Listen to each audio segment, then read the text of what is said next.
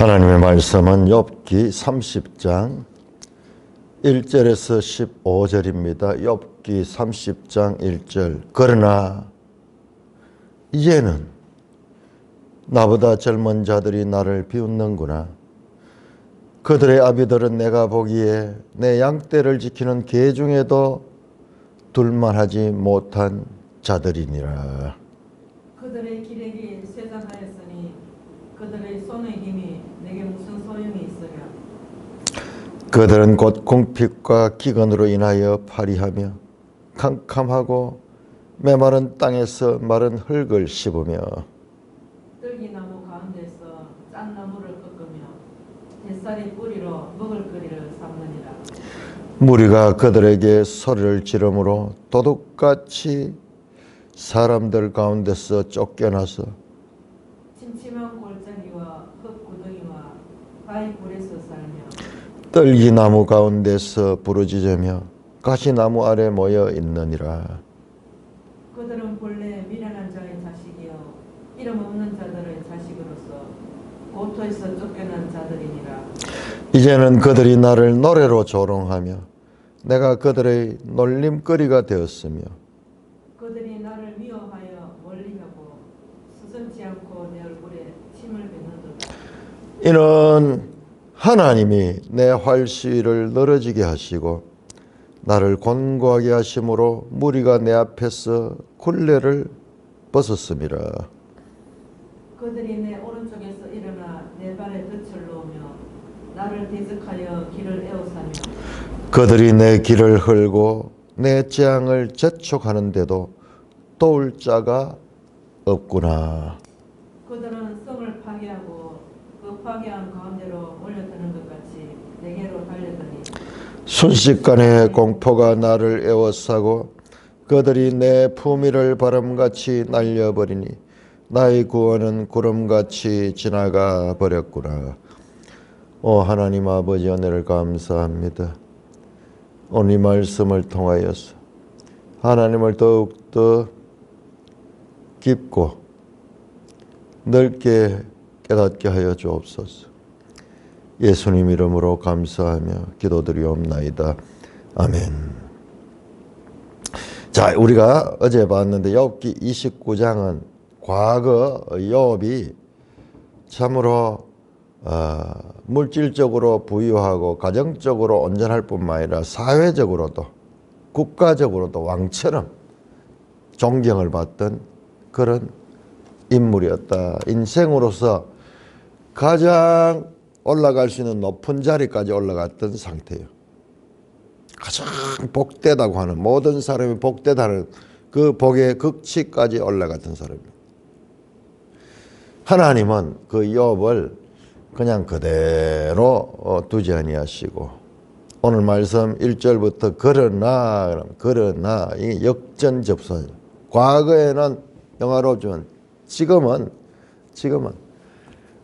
높이 올라갈수록 떨어지면은요 충격이 큰 거예요.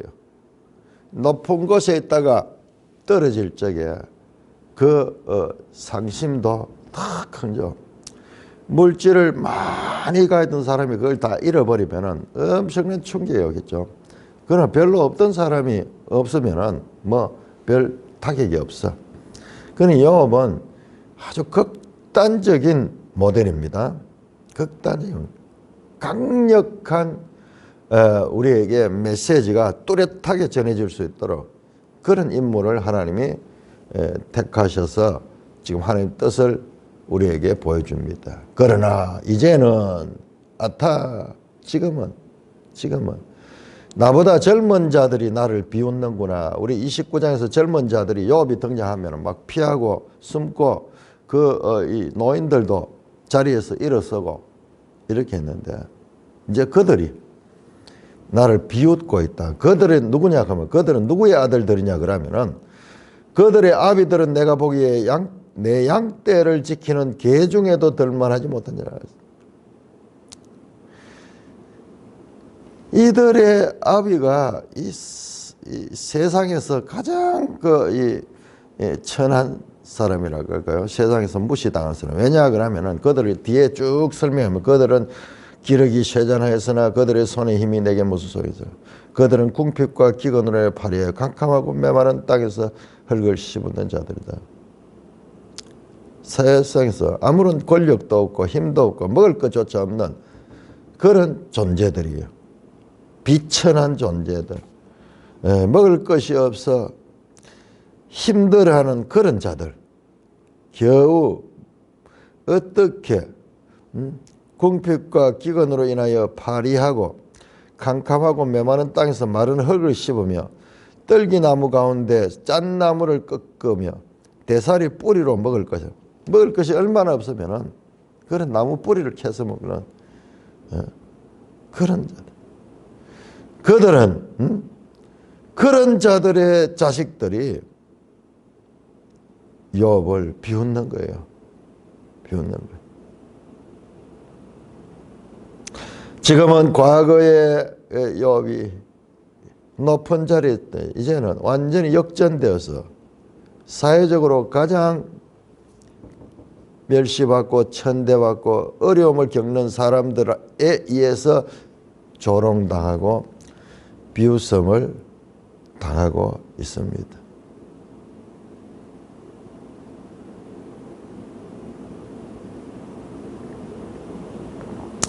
5절입니다. 무리가 그들에게 소리를 지르므로 도둑같이. 여기는 무리는 그들과 구별되죠. 그들은 지금 욥을 비웃는 사람이에요. 무리는 뒤에 보면은 이 일반 국민들이, 일반 대중, 그들에게 소리를 지르면, 그러니까 이들이 무슨 잘못을 했는 거야. 그러니까는 도둑같이 사람들 앞에서 쫓겨나서 침침한 골짜기와 흙구덩이와 바위 굴에 살며 떨기나무 가운데서 부르짖으며 가시나무 아래 모여 있는 자. 세상에서 쫓겨나가지고 그런 곳에 사는 자들이요. 들짐승처럼 사는 자들이요. 그들은 본래 미련한 자의 자식이요 이름 없는 자의 자식으로서 고토에서 쫓겨난 자들아. 여기서 고토라 하는 것은 그들의 고향 땅에서 추방당한 자. 고향 땅에 추방자. 무슨 잘못을 했는지 그래서 떠돌아다니는 불황자고 빚진 자고 야만적인 삶을 사는 탈주 노예거나 노예들이 고대 시대의 종들이 도망가면은 갈 데가 돼 있어요.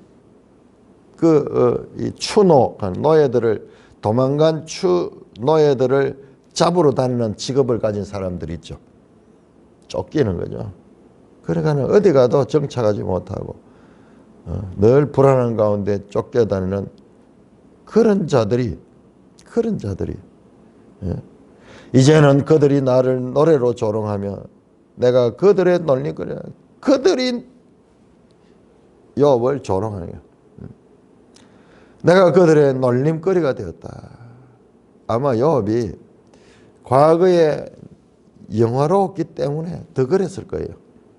아마 이들도 욥의 새 친구처럼 그런 이 판단을 하고 있었지만 이놈이 얼마나 많은 죄를 지었으면은 그 많은 재산과 이 모든 것이 이렇게 형벌을 받고 있느냐.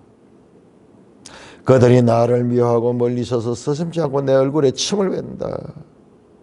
이 하찮은 자도 욥의 몰락은 이놈이 얼마나 많은 죄를 지었으면 이런 일을 다 할까 하면서 얼굴에 침을 뱉는다. 침을 뱉는다.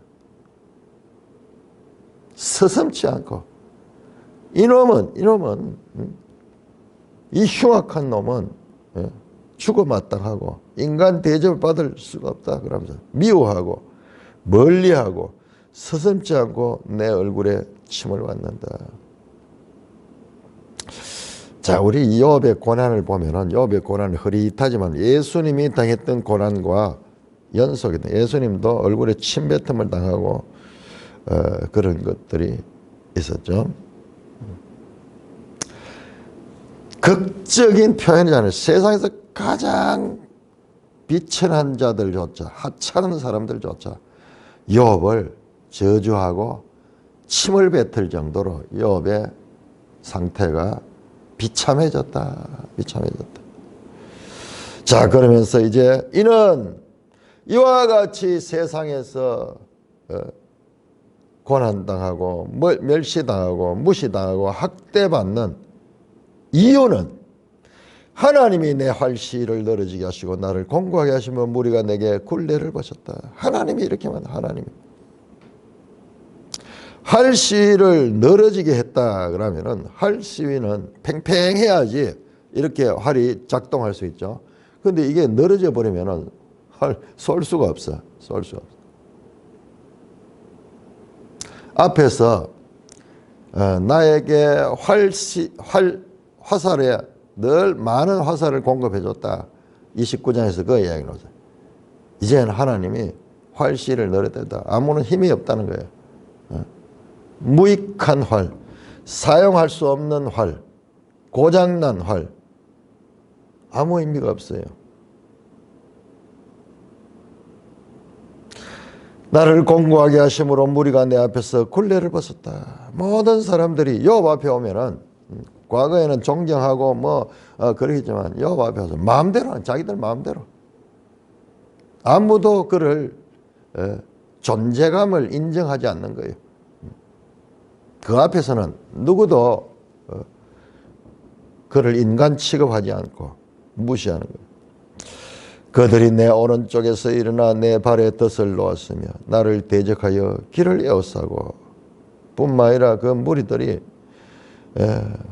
넘어지게 하고 발에 덫을 놓고 나를 대적하여 길을 에워싸며 그들이 내 길을 헐고 내 재앙을 재촉하는데도 도울 자가 없구나. 그냥 멸시하고 무시하고 침뱉음만 할 뿐만 아니라 폭력을 가하고 욥을 공격합니다. 그들은 성을 파괴하고 그 파괴한 가운데로 몰려드는 같이 내게 달려나. 마치 전쟁에서 고대 전쟁은 공성전이거든요. 성을 빼앗는 거.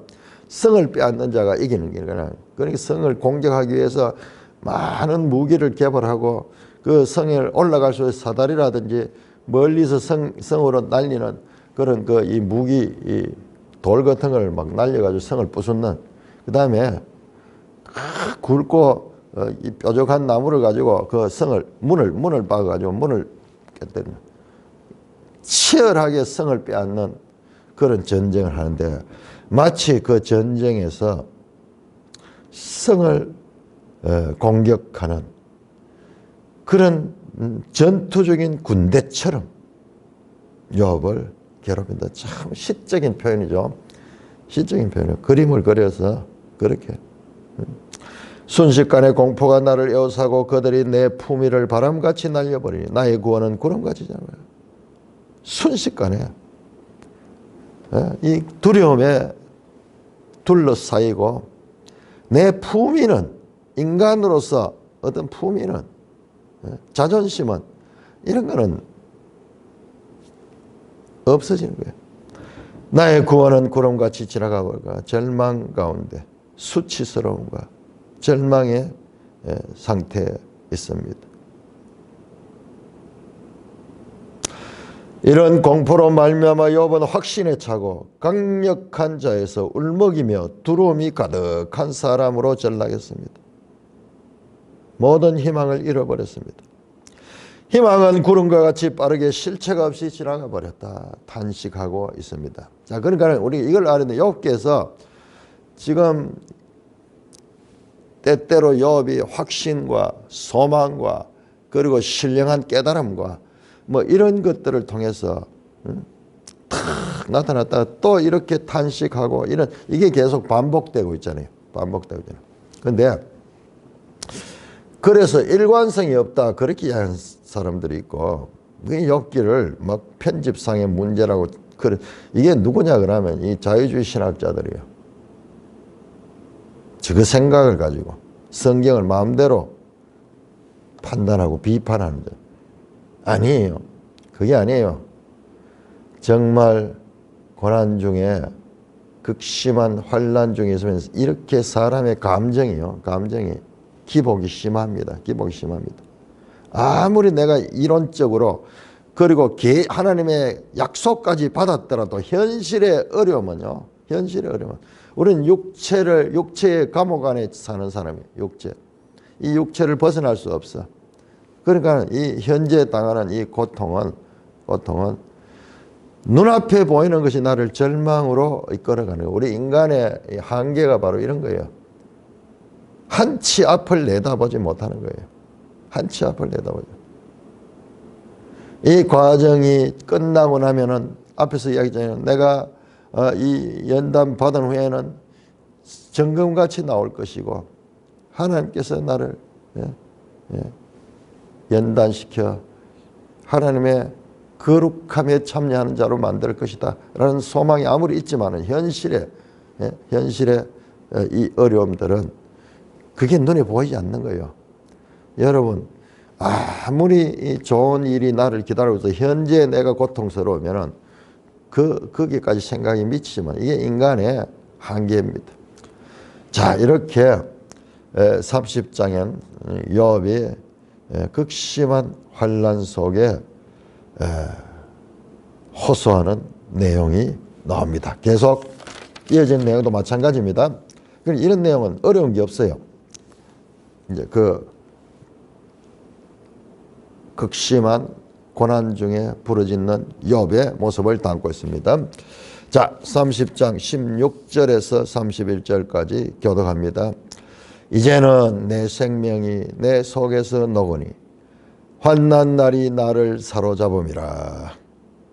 밤이 되면 내 뼈가 쑤시니 나의 아픔이 쉬지 아니하는구나. 그가 큰 능력으로 나의 옷을 떨쳐버리시며 나의 어깨처럼 나를 휘어잡으시는구나. 하나님이 나를 진흙 가운데에 던지셨고 나를 티끌과 제각게 하셨구나. 내가 주께 부르짖으나 주께서 대답하지 아니하시오며 내가 섰사오나 주께서 나를 돌아보지 아니하시나이다. 주께서 돌이켜 내게 잔혹하게 하시고 힘 있는 손으로 나를 대적하시나이다.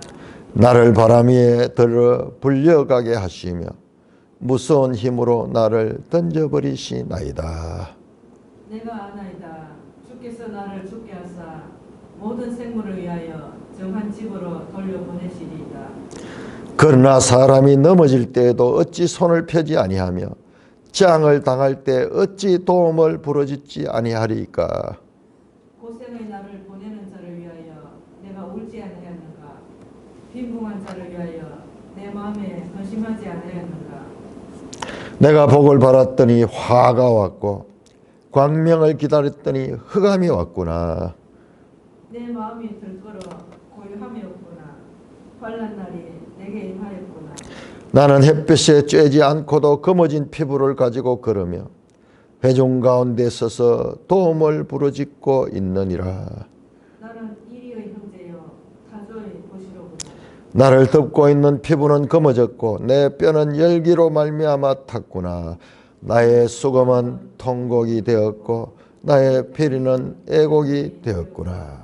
자, 계속해서 30장은 전체가 다 고난 중에 부르짖는 욥을 묘사하고 있습니다.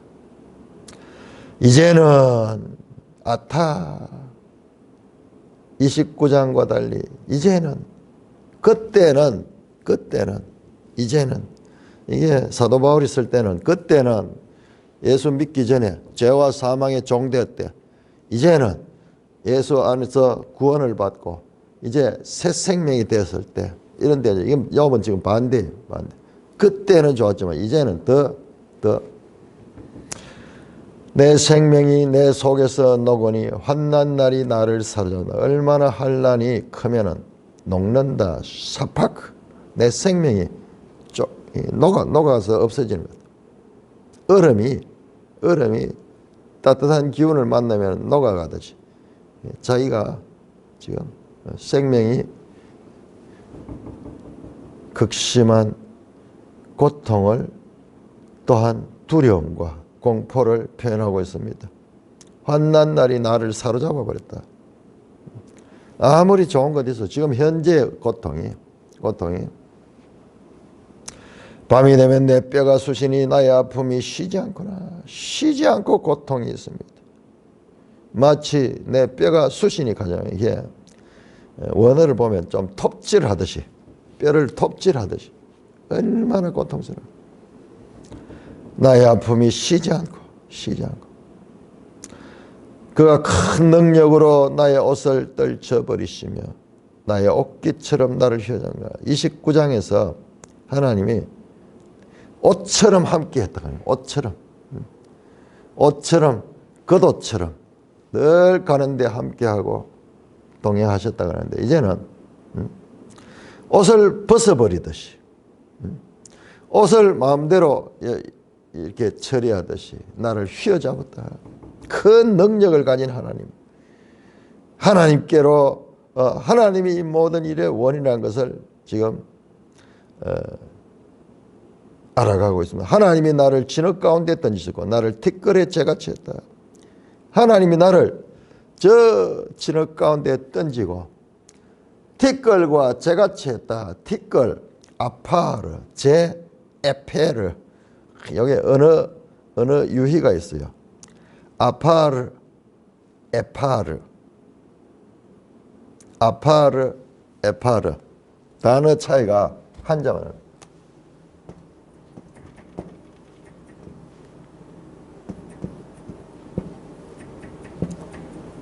아파르, 에파르. 원어로 읽으면 이런 운율이 있고 이 단어에 묘미가 있습니다. 티끌과 재. 자, 티끌과 재는 하나의 관용적 표현입니다. 관용적 표현이에요. 성경에 여러 군데 나옵니다. 비참한 상태로 떨어진 상황을 그리는 하나의 관용적 표현입니다. 자, 우리 한번 볼까요? 창세기 18장. 창세기 18장 27절. 아브라함이 대답하여 이르되 나는 티끌이나 재와 같사오니 감히 죽게 아뢰나이다. 하나님 앞에 자기 자신을 티끌이나 재와 같다. 정확한 표현이에요. 티끌 가는 것은 사람을 만들 때 흙으로 만들어가지고 그 흙이 아니에요. 티끌이에요. 티끌. 아파르로 만들. 이게 아파르예요.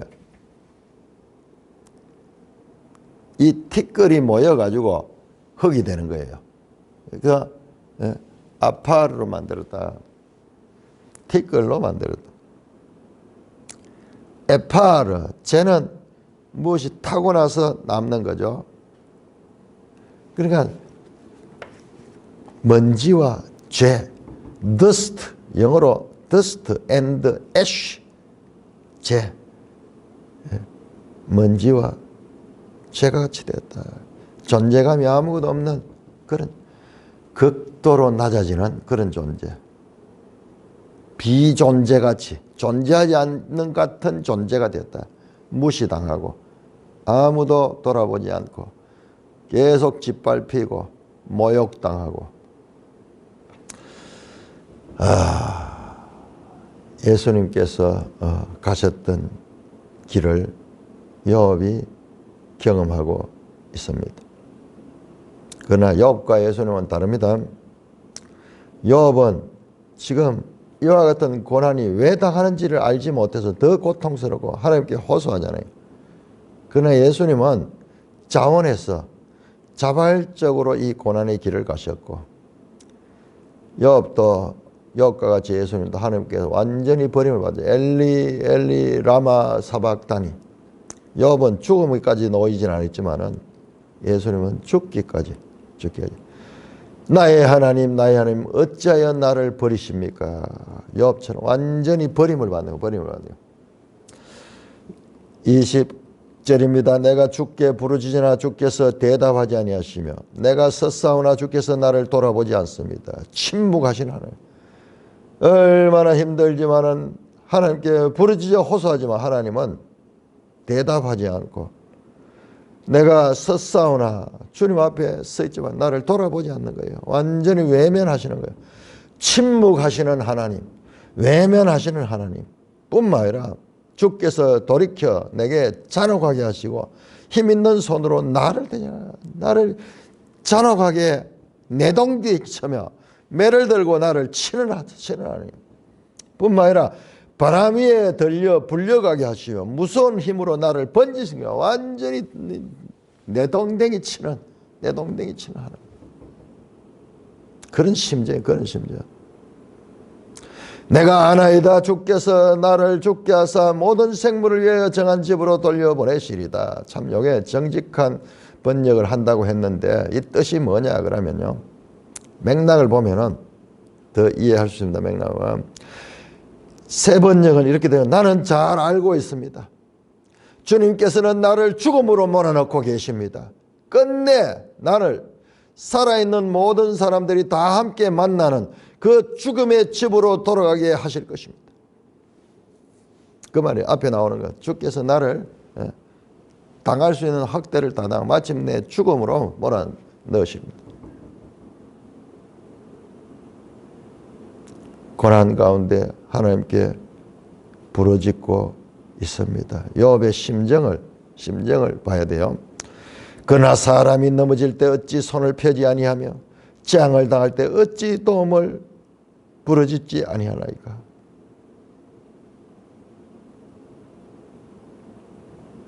사람이 넘어지면은 본능적으로 손을 펴가지고 도와주는데, 재앙을 당한 자가 고통을 호소하면 돌아볼 수 있게 되는데 하나님은 그렇지 않습니다. 자, 우리가 보통 고난을 받으면요, 이런 하나님께로 잘 안 나갑니다. 그냥 문제만 해결하려고 일하는데, 그러나 완전히 고립되고요, 완전히 버림을 받으면은 우리 인생이요, 생각이 전혀 생각하지 않던 존재의 본질로 내가 들어가게 돼요. 그냥 있을 때는 내한테 무슨 사회적 지위도 있고 재산도 있고 가족도 있고 뭐 이러니까는 그런 것들이 나와 뒤섞여 가지고 그게 많으면은 존경받고 성공했는 것 같고, 그게 없으면은 뭐 불행한 것 같고 이런데, 이제 완전히 그러니 단독자로서 아무 없이 그야말로 계급장 다 띄고 인간적인 어떤 것 다 띄고 이제 본질적으로 인간으로서 하나님 앞에 호소하는 이와 같은 절대적 하나님과 1대1의 관계가 비로소 일어나게 됩니다. 자, 우리는 욥의 이 탄식 가운데서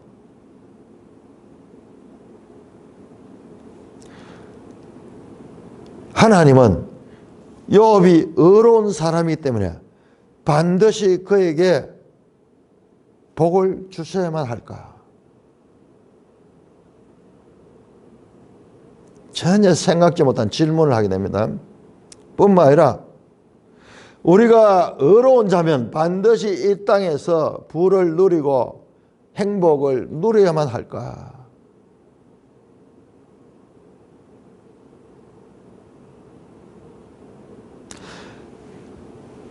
우리가 넘어질 때 하나님은 반드시 도와주시고 일으켜 주셔야만 할까? 그렇지 아니한 하나님을 보여주는 거예요. 우리는 하나님을 우리 가운데 내 생각으로 하나님을 제한하고 있는 거예요. 우리는 고난 속에 내동댕이 치지면은 안 되는가? 현실에 그런 게 일어났어요.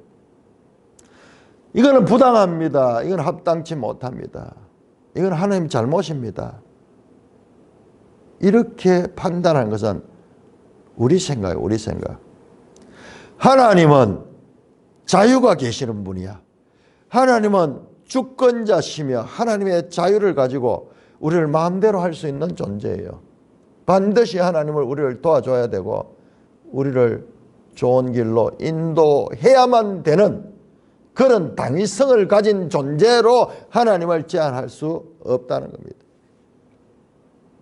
이런 생각을 우리가 한 번도 해본 적이 없는 거죠. 극심한 고난과 낮아짐 속에 욥의 그 마음 속에 있는 이야기들이 모든 게 다 토해지는 거예요.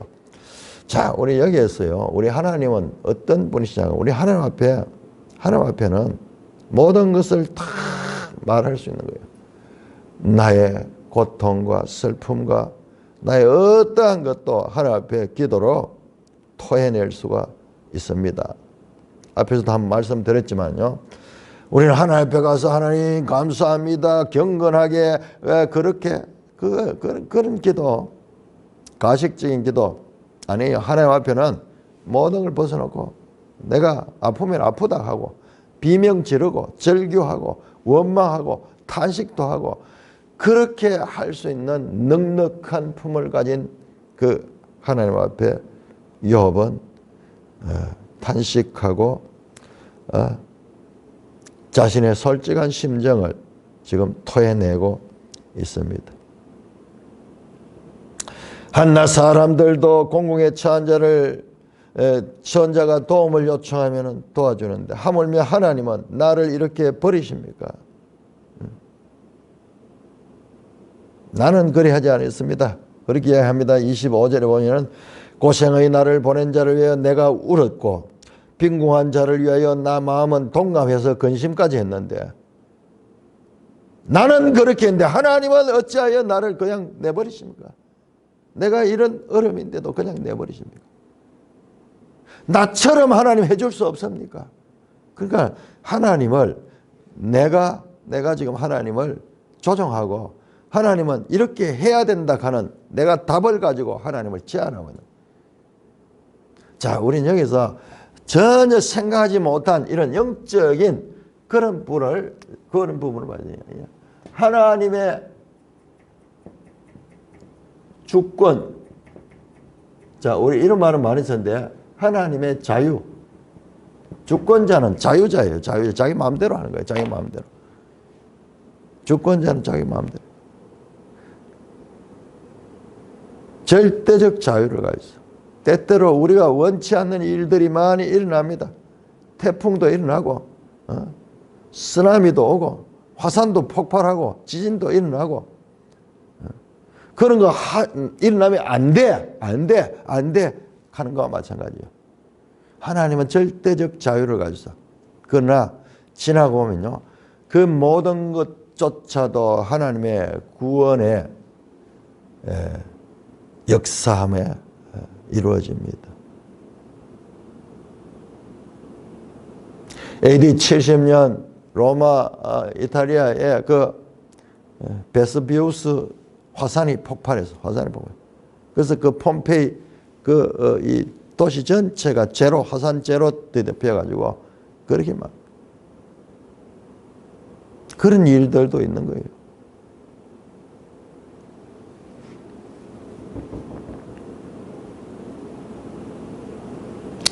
하나님의 자유, 하나님의 자유. 우리 이 앞에 아무 할 말 없어요. 할 말 없어요.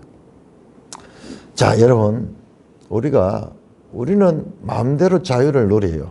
우리는 다른 피조물에 대해서 땅을 이렇게 파보면요, 땅 속에 뭐가 존재하는지 그거는 뭐 우리하고 아무 상관없잖아요. 근데 그 땅 속에서 지렁이가 있어, 지렁이가. 굵직한 지렁이들이 그 속에 그 깊이 파면은 거기서 꿈틀거리며 존재하고 있는 거예요. 우리는요, 내가 필요에 따라서 땅을 파면서 그 지렁이는 그게 자기의 우주야. 자기 우주에 살고 있는데 우리가 그런 일을 하면서 하다가 보면 또 잘못해가지고 그 지렁이를 당장 잘라버리기도 해요.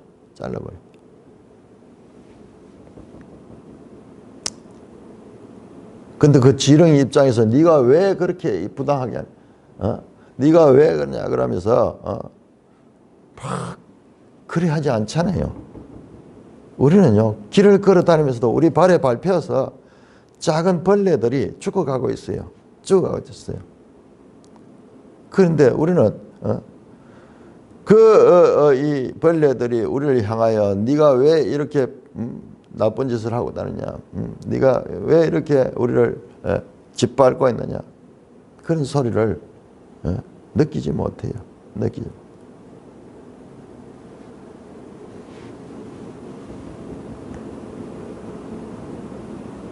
근데 우리는 하나님을 향하여 그렇게 따집니다. 26절은 내가 복을 바랐더니 화가 왔고 광명을 기다렸더니 흑암이 왔구나. 자기는 의로운 사람이기 때문에 반드시 복을 받는 삶을 살아야 된다고 생각했는데 화가 왔고 광명을 기다렸는데 흑암이 왔구나. 내 마음이 덜끓어 고요함이 없구나. 환난 날이 내게 임하였구나.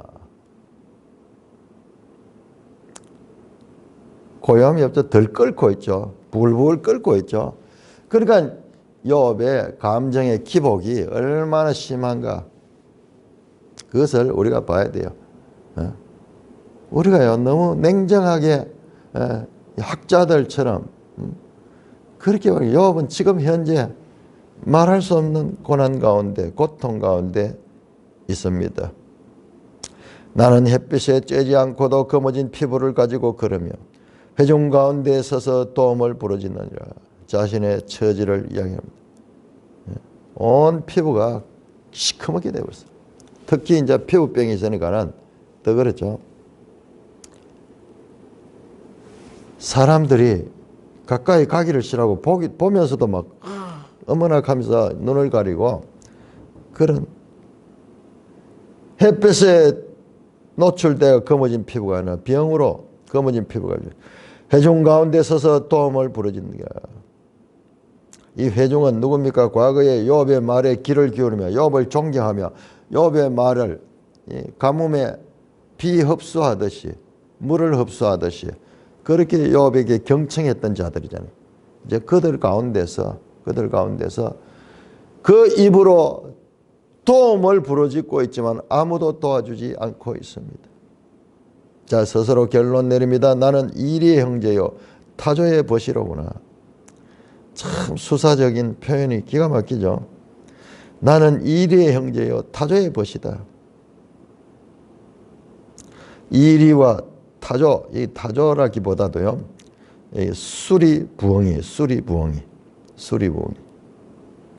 우리가 보는 타조 큰 그 새가 아니고 수리부엉이. 그걸 과거에 그렇게 번역해요. 수리부엉이. 밤에 주로 이 이리와 수리부엉이는 황폐한 곳에 반드시 나타납니다. 자, 우리 한번 볼까요? 대표적인 거 여러 군데 나옵니다만은 계시록, 이사야 34장. 이사야 34장.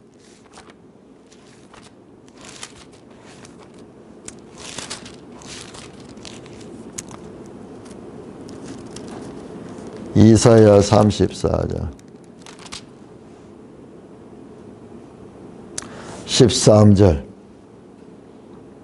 그 궁궐에는 가시나무가 나며 그 견고한 성에는 은근키와 새품이 자라서 성냥이의 굴과 타조의 처소가 될 것이나 들짐승이 이리와 만나며 순념소가 그 동류를 부르고 올빼미가 거기 살면서 쉬는 처소로 사며 부엉이가 거기 깃들이고 알을 놓고 까 거느리며 솔개들. 이게 무슨 이야기냐? 이게요, 영광스럽던 왕궁이 말이죠. 왕궁이 폐허가 되어가지고 거기에 들짐승이 사는 거야. 11절 당아새와 고슴도치가 그 땅을 찾으며 부엉이와 까마귀가 거기 살 것이라. 여호와께서 그 위에 혼란의 줄과 공허의 추를 들으신 적. 극도로 황폐된 것을 나타낼 적에 이런 표현을 쓰는 거예요. 들짐승들의 처소가 되는 거예요. 욥의 신세가 이와 같이 떠돌아다니는 들짐승같이 되었다. 자, 이 34장 펴는 김에 거의 많은 사람들이 실수하는 그런 본문이 여기 나옵니다. 34장 16절 보시면 16절 보면 너희는 여호와의 책에서 찾아 읽어보라. 이것들 가운데 하나도 빠진 것이 없고 제 짝이 없는 것이 없으니 이는 여호와의 입이 이를 명령하시고 그의 영이 이것을 모았다. 여러분 이걸 가지고 어떻게 해석하는가 하면 성경은 짝이 있다는 거예요. 성경은 짝이 있다. 신약과 구약에 짝이 있고 짝이 있다. 물론 그런 면이 있습니다. 그러나 이 16절에서 여호와의 책에서 찾아 읽어 이것들 가운데 빠진 것이 없고 짝이 없는 것 없다. 이것들이 뭐냐 하면 바로 앞에 나오는 들짐승과 이 새들이에요. 새들. 황폐한 곳에 사는 그 새들을 이야기하는데 문맥을 놓쳐버리고 여호와의 책을 읽어보면 그게 짝이 있고 성경을 이야기하는 것처럼 그렇게 생각하는데 그 말이 아닙니다. 그 말이 참 이 부분은 아주 고명하다는 분들조차 뭐 학자라는 분들조차 이거를 잘못 해석하는 경우를 많이 봐요. 많이 봐요. 과거에 소설가 한 분이 자기가 성경을 다 아는 것처럼 그 소설가적인 그런 이 촉감이 있죠. 그런 걸 가지고 예수 믿고 은혜를 받아가지고 소설가니까 소설을 쓰는 거예요. 기독교적인 그런 소설을 쓰면서 한때 인기를 많이 얻었어요. 그래서 책 제목에 이 말씀을 탁 박아가지고 성경은 다 짝이 있다 그러면서 그 짝을 찾아야 된다 그러면서 저 신천지가 하는 게 그런 거 아니에요. 신천지가 말씀에 짝이 있다 그러면서 공식처럼 뭐 이렇게 자기 혼자 성경을 아는 것처럼 성경에 짝이 있습니다. 있지만은 지금 이 말은 그 말 하는 거 아니에요. 그 말 하는 거예요. 그래서 성경을 맥으로 못 읽으면 그래서 성경을 혼자 아는 같이 시대를 분별하고 막 이래가지고 막 종말론까지 막 설교를 막 하고 있는데 참 안타깝죠. 그래서 세상에 자기 혼자 성경을 다 깨달은 것 같고 막 그랬는데요. 제대로 그러니까 일반인들도 또 막 반응이 대단했어요. 막 책도 많이 팔리고 녹음 테이프가 막 돌아다니고 저도 막 녹음 테이프도 은혜를 많이 받았어. 은혜를 많이 받. 근데 여러분 이 성경만큼요 감각이나 자신의 문학적인 그런 재능을 가지고 성경을 함부로 판단하는 사람들은 나중에 큰 코 다칩니다. 성경은 그런 수준이 아니에요. 나중에 누가 지적을 해줍니다. 지적을 합니다. 욥기를 해석하면서 제일 끝에 욥이 막 성공하는 게 그때 한창 88 올림픽 때네요. 88 올림픽 때 뭐 그거하고 연결시켜가지고 이 욥기가 우리 한국을 나타낸다고 뭐 그렇게 하면서 그러니까는 사람들이 민족주의적인 그런 게 있어요. 그 가면은 뭐 기가 솔깃하거든요. 나중에 알게 됐을 거야. 그러니까 그 뒤로는 침묵하고 있어. 전혀. 얼마나 부끄럽겠어요. 얼마나 부끄럽겠어요. 아니 그렇게 실수할 수 있어요. 저도 그런 실수 많이 했습니다. 그러나 중요한 것은요. 사람이 실수하는 게 중요한 것이 아니라 실수는 다 합니다. 그게 영적으로 깨달아가는 과정에서 겪는 그와 같은 과정이에요. 과정이에요. 때로는 깨달으면 교만하기도 합니다. 그러면서 계속 반복하면서 일생 들여서 성경을 공부해도 계속 새로운 거예요. 새로운 거예요. 그러니까 감각적으로 뭐 언어적인 그런 설교자들 보면 언어적인 그런 표현, 웅변적인 그런 표현 잘해가지고 인기를 얻은 사람이 있는데 자칫하면은 하나님의 말씀을 완전히 오해하게 하는 그런 일이 될 수 있다는 거예요. 항상 맥락을 따라서 그렇게 봐야 됩니다. 자, 이처럼 성경에서 관용적으로 여러 군데 나옵니다. 우리 한 군데부터 보겠습니다. 자, 이것은 신약에도 그대로 적용이 됩니다. 계시록 18장 보세요. 계시록 18장은 이제 이 세상 나라의 마지막이에요. 마지막. 바벨론 같은 세상의 마지막인데 18장 2절 보세요. 힘산 음청으로 외치려 무너졌도다 무너졌도다 큰 성 바벨론이요 귀신의 처소와 각종 더러운 영이 모이는 곳과 각종 더럽고 가증한 새들이 모이는 것이 되었다. 이게 갑자기 무슨 이야기냐. 이 구약을 보면요 이 말이 뭔지 알 수 있는 거예요. 가정한 새들이 모이는 것 황폐하게 된 거예요. 그러니까 보세요. 앞에 성이 무너졌잖아요. 무너지고 폐허가 되고 큰 성 바벨론인데 사람이 살지 못하는 황폐한 곳이 됐기 때문에 거기에 누가 사느냐? 귀신들의 영과 그리고 가정한 새들, 더러운 영들이 모이고 가정한 새들이 모이는 그런 곳이 됐다. 이게 구약에 나오는 관용적인 폐허를 가리키는, 세상의 바벨탑처럼 높아져서 하나님을 대적하던 이 세상 나라가 완전히 황폐하게 된 것을 나타내는 관용적 표현입니다. 관용적.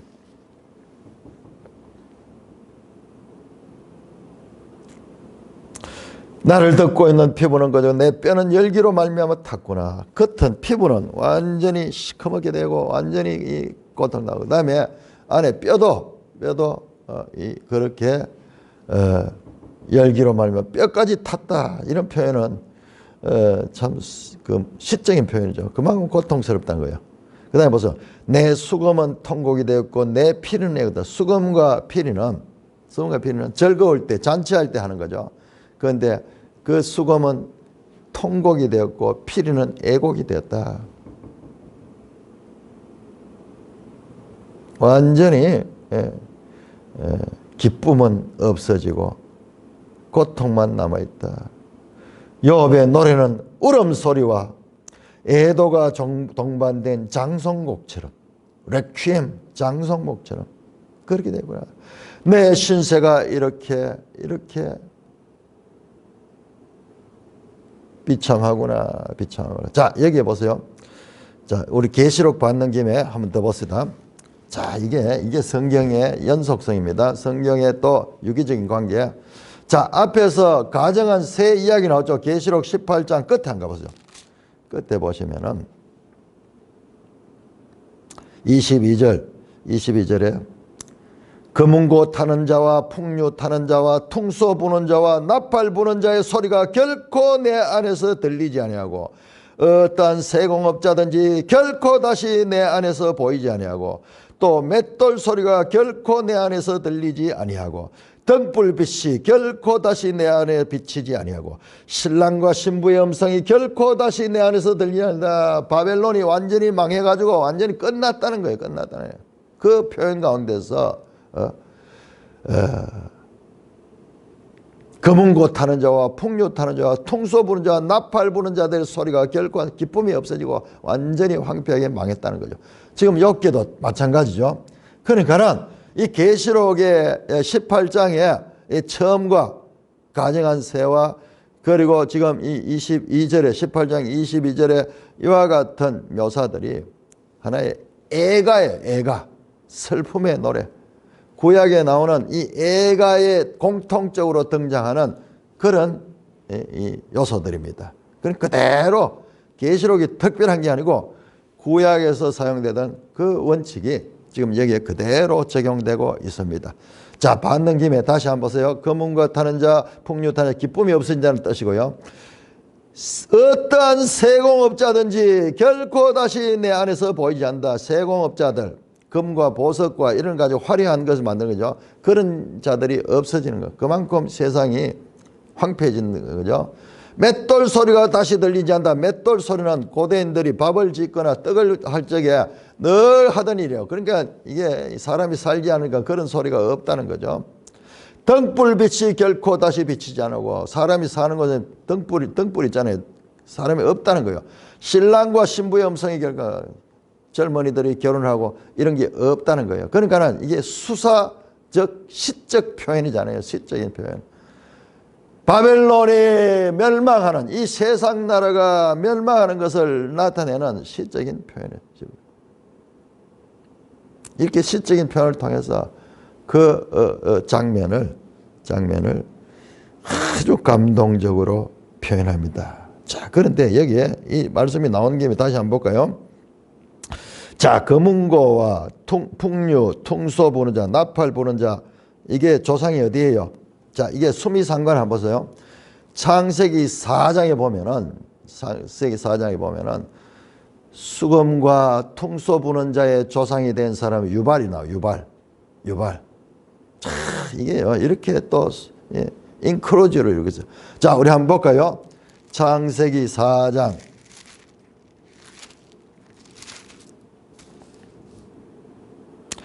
창세기 4장 21절. 그의 아우의 이름은 유발이니 그는 수금과 퉁수 붓는 자의 모든 조상이다. 자, 이와 같이 가인의 후손들이 그 에녹에서 이와 같은 문명을 만들어낸대. 예? 그 문명이 이렇게 돼서 그 퉁소와 수금을 가지고 음악을 만들어서 위로하고 즐기면서 산대. 그 모든 것의 종말인 거예요. 그 종말인 거예요. 뿐만 아니라 두발가인 22절에 그는 구리와 쇠로 여러 가지 기구를 만드는 자다. 그래서 이 칼도 만들고 무기도 만들고 그 다음에 그것 가지고 차도 만들고 그것 가지고 보석도 삼고 그랬는데 여기 보세요.